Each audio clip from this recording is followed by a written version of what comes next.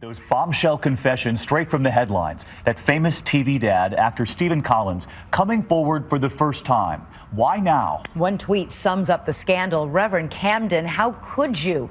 Tonight, the actor, best known as the minister on Seventh Heaven, faces the camera for the first time, speaking only to our colleague, Yahoo Global anchor Katie Couric.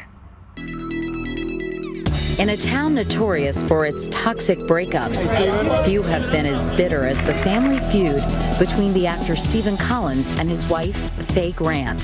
This morning, the scandal surrounding actor Stephen Collins gets uglier by the day. Married 29 years, they seem to be a Hollywood anomaly, the picture-perfect couple.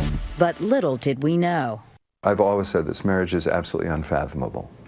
You think you understand someone else's marriage? Nobody does. Nobody does. Opal, the Sapphire Center. A steady presence in both movies and television for the last 40 years, Collins has played everything from a Nixon aide in All the President's Men. What happened on June 17th, I don't think the president knew anything about. To a straight-laced starship captain in Star Trek.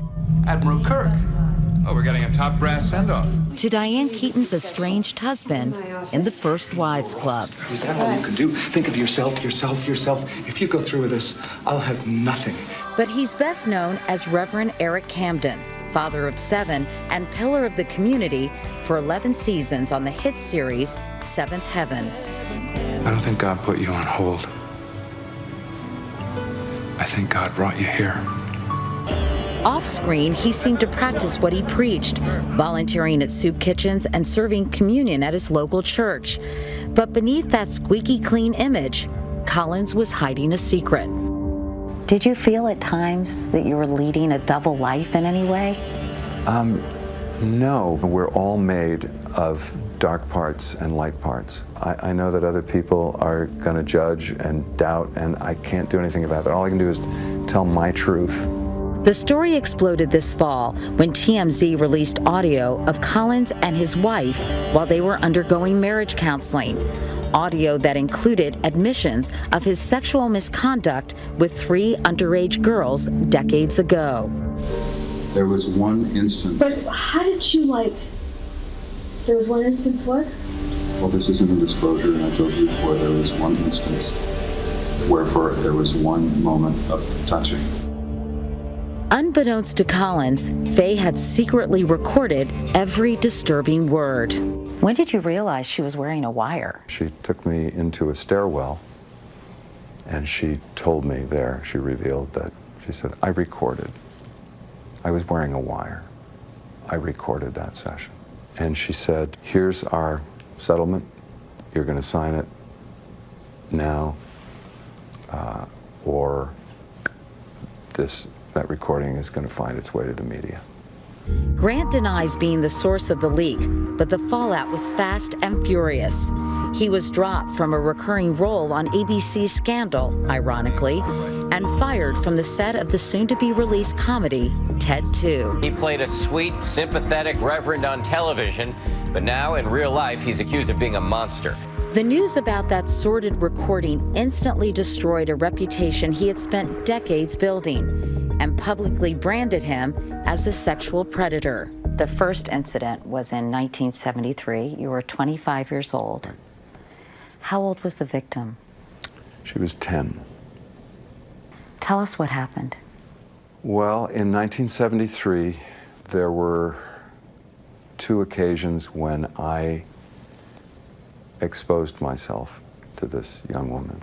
And several months later, she came to visit, and she and I were watching TV alone together, and I took her hand and moved it in such a way that she was touching me inappropriately. I knew that something unthinkably wrong had just happened that I couldn't take back, and I think we both just sat there. We really didn't move a muscle. And after about, what I recall is about 45 seconds, I took her hand and moved it back. I waited a couple of minutes because I just didn't know what to do or say. And then I got up and left the room. But a decade later, in the same year he met his wife on the set of Tales of the Gold Monkey, he says it happened again. There were 2 times in 1982, 20 years ago, in 1994, when I exposed myself to 2 different teenage girls. There was no physical contact of any kind with either of them. Do you remember the look on these girls' faces? The look on the one in 1982 was such that it immediately just stopped everything cold. It was clear that she was disoriented and frightened, and that just made me want to stop and cover up, and I did. How old were these girls in 1982 and 1994? They were 13 and 14. Did you find this sexually gratifying? Not at all. I mean, not at all. It was not exciting. It was not gratifying. There was no gratification. Then why did you do it? It was a combination of poor impulse control, arrogance, 25-year-old arrogance. When was the first moment you realized that you had these impulses, an attraction to prepubescent or underage girls? No, that's the thing, and I absolutely do not have that attraction. I am not attracted to underage girls. Keep in mind that the only time there was any physical contact with an underage girl was in 1973. And the incident in 1982, God help me, took advantage. That's not the right word, but I acted impulsively again. I think taking advantage may be an appropriate maybe it is term. exactly the right word. Are you a pedophile? I do not fit the either clinical or dictionary definition of it, but I'm absolutely not attracted, physically or sexually attracted to children. Never tempted? No. Never had the urge? That seems sort of weird to me. If this is a pattern of behavior, that you could go for several years and not have that inclination. Because I didn't walk around thinking, oh boy, I could do something now, but no, I'm not going to.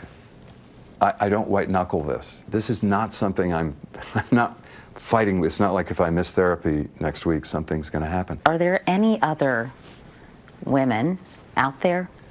No. No one else is going to come forward and say, this happened to me in 1987. I can't guarantee what someone might do, but I can tell you that if they were doing that, it would not be truthful.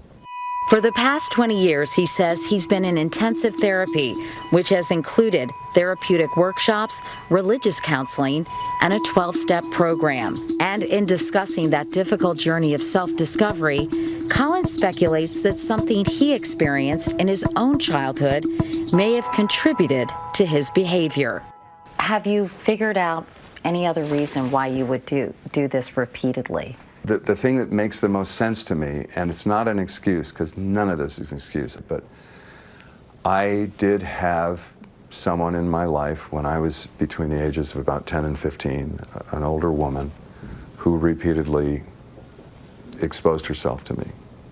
And I think that distorted my perception in such a way that some part of me thought, because I never felt like I was molested. It never occurred to me. That word never crossed my mind as a 10 to 15-year-old boy. It was a very intense experience.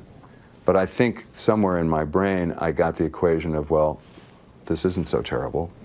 I mean, this person who I trust is doing it. When a woman exposes herself, what are you referring to? She lifted her shirt? What does that mean exactly?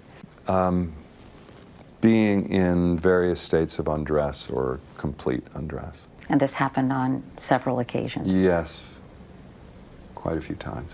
That may elicit some eye rolls by people listening to this. Oh, okay, this is why he did that. It's not why I did it.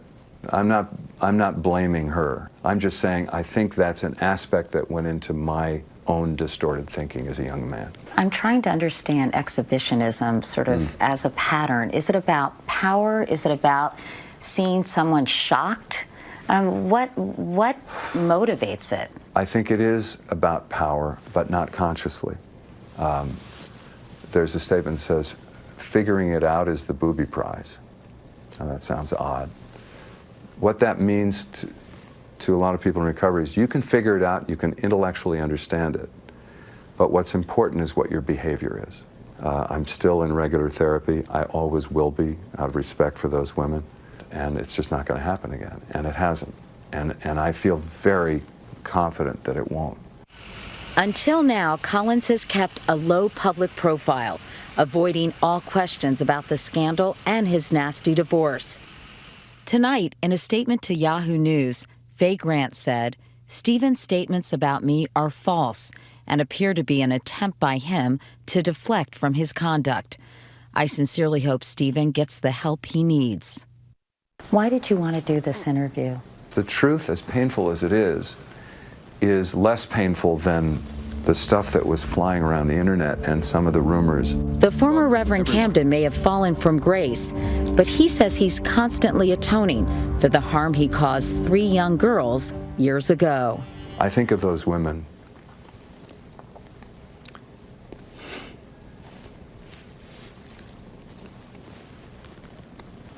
every day, and I would say, with all my heart, I am sorry for what I put you through, and I want you to know that nothing like that will ever happen again. In real life, I know that you're a person of faith. Has this made you lose faith, or has it made your faith stronger? In the church, Christ says in so many ways, bring me that which about you which is broken. Bring it. I'm a human being. I have faults and I've done things that I deeply regret, but I also know that I have a really good heart, and that in spite of these things, that I'm a good man trying to be a better man. While the statute of limitations has expired on any criminal charges against Collins, there remains an open investigation in New York City. So what do you think? Despite his apology and his loss of income, should he be held accountable in some way? We're on Facebook and on Twitter live throughout tonight's show, so let us know what you think. Use the hashtag ABC2020.